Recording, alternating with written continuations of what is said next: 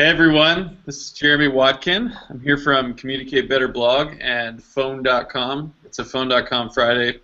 I felt the need to be Superman. I am here with two people. Obviously my partner in crime, Jenny. Jenny, how's it going? Hello, it's going fantastic. Thank you.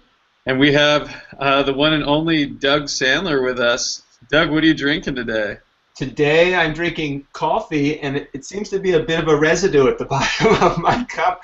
I drink it from a French press, and I can't ever seem to get all the sediment out, but I don't care. That last few sips, those are the ones that really get me zinged up, so I'm good. Well, if we need to pause and allow you to go for a refill, just let me know. All right. Oh, I love it. I love your little promo. See, I'm going to have a nice guys finish first mug. You have phone.com mug. Yeah. Or if you turn it around, it's this. Oh, I like I love that. I love that. So, I think how long's it been? Maybe 6 months since the last time we did a hangout, and it was awesome then. Yep, about 6 months. So, a bird told Jenny and I that you have some news to share with the world. It is the craziest thing ever. You know, I put this book together about six months or so ago, and then I found a publisher to buy it. I found a publicist to help me promote it, and they're all about to do their work now because everything has been a big social media push for me. But the book, within, I would say, 15 hours of getting on Amazon, it went to #1, and I am like, what? This is crazy. I'm just amazed. I can't even begin to express my level of appreciation for so many amazing people that are out there. But you got a key spot right on the back of the book, Jeremy. I love that. I know, you made my day yesterday. That was awesome. And, I have to tell you also that I had nothing to do with that. I mean, I certainly would have if somebody said, hey, who do you want on the back of the book? I would have said, well, there was a guy that I worked with in the beginning. He kind of helped me with a quote. But what's it called? Serendipity? You help me, I help you. I didn't even realize it. I'm telling you, when I saw the back of the book, and also, I don't even have a copy of the book yet. I haven't even seen my own book. Oh. So you are on the back of this book, and it's exciting to have your quote on there, and just an amazing dream come true. #1, I cannot even begin to understand how that even happened. That's awesome. Well, we're super eager to read the book, and we're definitely going to read it, write about it on our blog, quote it. Probably quote you more than you want us to. That's okay. Quote away, man. We'll lend it to people. We check just about every day to see, is it ready to ship yet? Is it ready to ship? So can I give you an update on that? Yeah. So Amazon has sold out of my book. So just as quickly it was online, it's still available and they are still selling. They will actually send you an email saying that the book has sold out. Please don't cancel the order. We know that it's sold out. We will get more copies over to Amazon so they can do it. Amazon has a really unique system of it's like a just-in-time system where they don't. I don't know if you know how Amazon works, but I think the way that they work is they will place an order with our printer. As soon as they have an order placed, they will have us ship them to their fulfillment centers, and they'll just send them out. They don't like to maintain a big inventory at Amazon, though. They just need to maintain enough to cover their orders. And I have no idea how. I mean, you could tell me that 100,000 books have been ordered. I have no idea. I really have no idea. Wow, that's so cool. We can't wait to read it. So, when you think about the book, what are a few things that you're super excited to share with the world of customer service and beyond? Well, what's really interesting about how this whole book came together, it came together because I really wanted to use it as an assistant for me to get more speaking engagements. And I think just the opposite is happening. I'm going out and speaking, and more people are asking for my book. And I thought it was going to be the other way around. I'd go out and speak, or I'd go out and promote my book, and people would see it and they'd say, "Hey, we want this Sandler guy to come and talk to our group." And it's just been out for a relatively short period of time. But I would say if there's one thing that I would really want to stress, am I yelling? I sound like I might be yelling. I do the same thing. I'm all excited. I got hands going everywhere. Oh, jeez. I would say if there's one thing that I would really love to stress, it's that we, as a society and as corporate America, we don't have enough nice. You know, and I know that sounds kind of really hokey, but if we would all just get down to building relationships with our customers and being better stewards of our businesses, I think we would really benefit and focus. I don't mean to say don't know what your products or services are, but don't focus just on your products or services. Know what you got in stock and know what your services are all about. But when it comes down to it, it is all about the relationship that you're going to have with people, and I think that that's really where the key is for us. I think that's excellent. Did you share any? Do you have any favorite stories that you share? You know, in your speaking engagements, maybe one that you included in the book that you.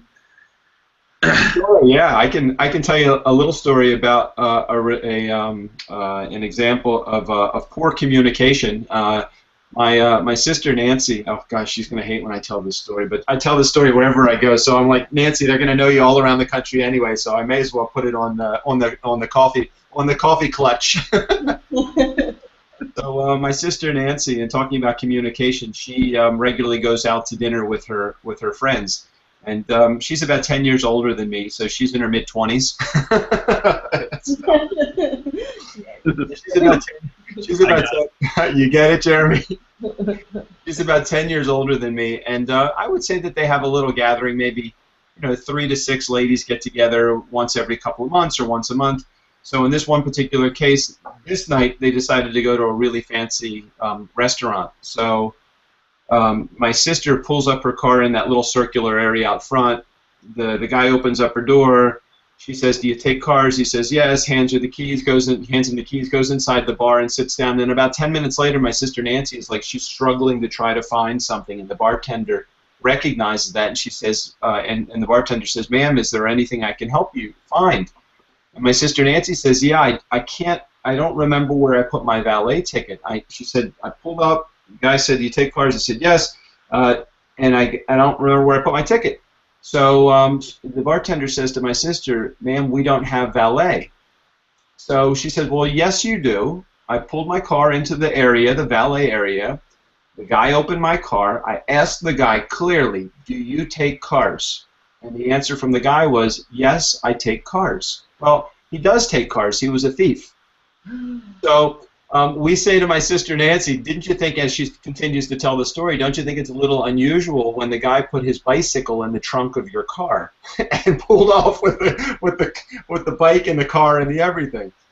Oh my goodness. So my point in this communication is sometimes it's not what you say or who you say it to. It's, are you approaching the right market with your level of communication? This nice guy message that I have, that I bring out to people around the country, it needs to fall upon the ears of people that care. If you tell, the expression, if success were water, you could throw it on some people and they still wouldn't get wet. This is very true in this particular case. You could tell people how important it is for them to be nice, and for them to be kind, and for them to be have mindfulness when they approach their business. But if they don't feel it, believe it, own it, love it, they're not going to do it, and it's just going to be like a guy reading a script. If you're not teaching him the importance of the backbone of the script, and really to understand the core message of what information you're providing your customer, all they're going to do is read a script, and that's just not what any of us are looking for. So if there is one story, that would be the story I would tell you. Wow. Did she get her car back? Nope, never got her car back. Wow. But insurance paid, Yeah. I have a question for you, Doug. Jeremy, do you mind if I jump in with a quick question? Yes, please. So I'm curious that you have this book, this finished product, and it's sold out because everyone wants it. But what happened before that book became published? That writing process that you went through. If you had a couple words of advice about that process and how others can accomplish it, like things that helped you along the way with that process, what would you say? Okay, 3 words, and these 3 words may change change the lives of people that want to but haven't written a book yet. Those 3 words are find a system. Find a system that works for you. I met with a wonderful man. His name is Rob Jollis, and I will give him a plug here since we were working on an experiment with me. I'm a great guy to experiment with because there's never a mistake that you can use for me. It's always, everything is always like, hey, this was just a dress rehearsal anyway, so it's all good. So Rob and I, and his website is robjollis.com, Jolles. Rob and I got together, and I was overwhelmed with the amount of work that I thought was going to be ahead of me. I'm thinking, I got to write a 200-page book. I haven't put one word to the paper yet. How am I ever going to do this? And what Rob said to me was, don't look at it that way. Look at it as though you have to write 10 pages a week for the next 20 weeks. And then I thought about it even closer. I said 10 pages a week, so that gives me 7 days to write 10 pages. That's a page and a half a day. That's basically 500 words. I can write 500 words in a day. I don't have to focus on the fact that it's going to be 20 weeks because that was even too long for me. But if I knew that I could focus, find a system, that's my 3 words, find a system, 10 pages a week for 20 weeks. On the other side of that, I had a book, and I was excited as anything. The more I got into the process of writing the book, when I'm 10 pages into the book, I'm like, all I got to do is repeat this 19 times. And then I'm like, I'm 6 weeks into the book, and I'm like, oh my gosh, I only need to do this 14 more weeks. And then as I'm 19 weeks into it, I'm like, I just have 2 weeks to go. I got this. And God bless the people at Starbucks, because I wrote 95% of my book sitting at Starbucks. So the pages were fueled by Starbucks then. Yeah, they totally were. The other thing that's critical is that you need to have a research tool with you. So you need to either have your phone with you or your computer with you as you're writing. It's great to be able to longhand write something out and write it on a pad, and I did the outline of my book that way, but when it came down to writing in the actual pages, I was sitting at a computer. I had Google as my reference. I had my phone so that I can contact friends to make sure that my dates were all right. I tried my best, and although I know somebody's going to say, oh, that date isn't right, in the book, I'm sure I misspelled a name, or I tried my best to get all the facts right. But I would tell you, have research tools available to you because you don't want to delay. When you're writing, you just want to be able to write. Yeah. So is there a specific time of day that writing works for you? Wow. Let's see. When did I do the majority of my writing? The writing that I did at home, I probably did between 1 a.m. and 4 a.m. those were the moments when I would wake up in the middle of the night and say, I have a story, I need to go, I just need to get it out of my head and write it down. And it might not be the entire story, but it was just like, oh, I remember when I used to work at a cookie store in 1977. I got to write that down. I got to get that out of my head. I got to make that happen. Actually, it wasn't 1977. It was I was 16, so it was 1980. Sorry, there, see, like that. Those kind of facts are like, oh my gosh, when did I do that? I wrote the majority of my book, I would say, probably between the hours of 1 p.m. and 5 p.m. during the day. I don't know why. It was just, mornings are really challenging for me. I'm usually answering phone calls and emails and everything else from my real job, my regular job. But this thing has taken over, like, in a big way. So, That's cool. Yeah, it's been great. So backing up, Jenny was born in 1980, and if you look at her cloud profile, sorry, Jenny, I'm disclosing too much. If you look at her cloud profile, she's an expert in cookies. In 83. Oh yeah, 83. Yeah, that's right. Give me the 3 years. That kills that. Wait, so you worked at a cookie store? Yeah, when I was a junior, I think I might have been a junior or a senior in high school. So that would have put me, or maybe it was I was a sophomore in high school. So I was 16 because you in 10th grade you're 16, correct? Yeah. You were the closest to that. So were you 16 in 10th grade? I was 15 actually, but I was like the one that's behind. So. Yeah, I was that guy also. I'm a December kid, so I was 16, and it was one of those. I would do anything to get out of school. So I told everybody, well, I wanted to be a career guy, so I need to learn all about business. So they put me to work at a cookie store. at a local mall, and it was probably one of the most fun experiences that I ever had. Me and a buddy of mine, his name is Fred Wachter. Fred and I. Fred at the time was probably 4'9", and I was probably 6'3". So these two guys, yin and yang, working at this cookie store, and we used to get in pretend arguments so that we would involve the customer as we were doing it. We had such a blast working at that cookie store. It was great. I just did it for maybe part-time for a couple of years. I'll tell you, my early customer service experience, I'm so grateful for those experiences. It's amazing that I'm still alive today, to be honest. That's how I feel. Some of those early jobs, I'm thinking, oh my gosh, how I got through this, or how anybody ever came to me and let me, were gracious enough to be my customer. I have no idea. I stumbled my way through those first 10 years. So onto the speaking engagement track. Are you coming out our way anytime soon? Yeah, I'm waiting for phone.com to hire me. I'm ready to make my way. Actually, although I'm sure it's not close to you, I have a speaking gig in San Francisco. I forget when it is. I want to say it's in April. I don't have my calendar right in front of me, but I have Jenny and Jeremy's face right in front of me right now. I know I'm coming at least a little bit close to you guys, closer than I am right now.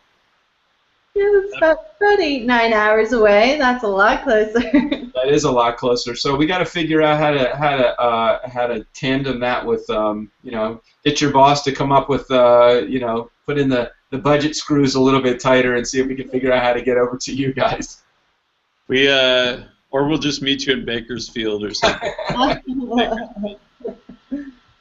Wow, that's such great news for you. We're so excited to read your book, and we'll probably hit you up for another hangout after we read it and pick it apart. It's been the craziest experience, just the whole process of not only having a book and writing a book, but then discovering that there are actually people that want to hear this message. And I think that I don't think it's me. I think that it is a part of where we are in corporate America. I think there's a great shortage of nice guys out there, and I think that people are embracing this message. I don't mean to make this at all centered around women at all. This is totally a guy's message as much as it is a woman's message. But I'll tell you, the people that really embrace this when I talk are women. They are like, thank God this message is out there. We've really, women are much more sensitive than guys, and I find them much more relatable in an audience of women than I am guys. Guys are always trying to figure out what's my angle, and women are like, thank God there's this angle. They're not trying to figure this out. As guys, we tend to be problem solvers, and our issue is, if people would stop analyzing the system at what am I getting at, and of course you want to be nice because you are going to get more, you're just going to get business if you're nice, and that's a great angle. If you would just look at it and you would feel it from your heart rather than think about this from your brain, feel it from your heart, make this a part of your system and make this a part of your life. I don't care if it's my system or somebody else's system. There is a system of being nice that is just so underestimated and so missed, and relationships are not valued enough in our corporate culture today. Yeah, I totally agree. I don't know if you, we do this thing called Strengths Finder at our company, and I was told that I'm basically a woman, so that's probably why I resonate with your message so well. And after sharing an office with him, I can definitely vouch for that. I'm usually the guy that's not watching the TV on Sunday watching football. I'm usually the guy that's at the mall doing my shopping. That's all right, man. That's okay. Yeah, it's all right. I don't have anything to prove. Believe me, I ride a Harley and I drink Cosmos. I mean, that talk about a total juxtaposition of well-rounded is what that is. Well-rounded, exactly. Well, next hangout we're going to play guitars, I think. Oh my gosh, I want to play guitar when you and I can do it together, and we will do it, and we can serenade Jenny together. I think that would be great. All right, so I have one last question. I don't know if you have any more, Jenny, but Do you know any good jokes? Oh, no, I'm probably a horrible joke teller. I don't know. Is it? No. I can tell you a joke that my mom really messes up on all the time, and as she tells. Would you like to hear that one? Yes. Yeah. Okay, so there's a joke that's been going around for probably decades, and the joke is something like a polar bear walks into a bar and the bartender says, "What are you having?" And the polar bear says, "I'll have a gin and tonic." And the bartender says, "Why the pause?" And he says, "I don't know. I've always had these." so that's how the joke goes. I mean, it's a silly joke. There's no really great punchline. But my mom tells the joke like this. She says, this polar bear walks into a bar, and he sits down at the bar, and the bartender says, "What are you having?" And the polar bear says, "I'll have a gin and tonic." And the bartender says, "Why the hesitation?" So, and then my mom is expecting and waiting for somebody to laugh, and I'm like, "Well, Mom, you totally effed up the joke." That actually made the joke better, I think. Oh, well, now that you know the first part of the joke, of course it makes it better. But we talk about that all the time in our family. And my mom, God bless her, she's an an early 80-something lady, and she's still working. She's still hustling, and maybe if there's somebody I got my work ethic from, it was her, because she is a hustler, and that lady is wonderful. I love that woman. That is awesome. But she's proud of you too, buying the book for all of her friends, and that's what it's about, right? Don't tell her I wrote a book. She thinks I'm an accountant, actually. Okay, secret's safe with us. Oh my gosh, half the book is about my mom. It's the beginning. The whole preface is just how I developed this whole style of why nice guys finish first. So I think if you walk away, all of the behind the scenes, the backstory about who is Doug, and how did I even come up with this whole philosophy, it's right there in the preface of the book. Awesome. It's such a blessing to have models and mentors that can teach us all of this stuff about how to be nice and how to succeed in relationships and whatnot. Whether it's parents or mentors or whoever, I'm totally with you on that. I'm grateful. And I can remember, Jeremy, when I originally reached out to you, and I don't remember when it was, 6 months or a year ago or whenever it was. I can remember where I was. I was driving from, I was somewhere in West Virginia, and I was reading your blog, and I'm like, oh, this guy's got it. It was like the first time I realized that somebody really, as I started to focus on customer service as the next step in my journey. I mean, it might have even been over a year ago.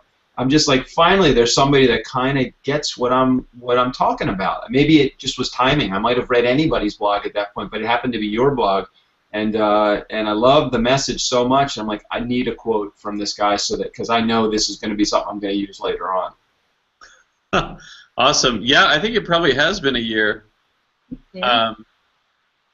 Because I think you wrote a guest post on our blog like last April-ish, as I've been looking through old posts. So, wow, we need to figure out when our anniversary is. Oh, our anniversary, we'll have to have a cake and everything. So right now, nice nail polish color, Jenny. Nice. I don't see that. Wow, I'm like, whoa. I know, with all this like black and everything going on, it's like. So right now, the big push is just in this book, in the promotion of the book. As quickly as the book went on Amazon, it sold out. And I'm all over my publisher. I'm like, no, this is not good. We do not want to sell out. We need our customers to be served properly.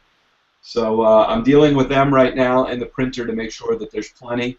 What I would encourage people to do is just place the order. The orders will be shipped. There's not going to be anybody that's going to be like, well, no, we're not making any more. We're sold out. If anybody wants an alternate source, they can go to Barnes and Noble. I'm not sure, if they have it in stock. I don't know, but I know that Amazon is like the big boy in the fulfillment business. So that's really where we're focused.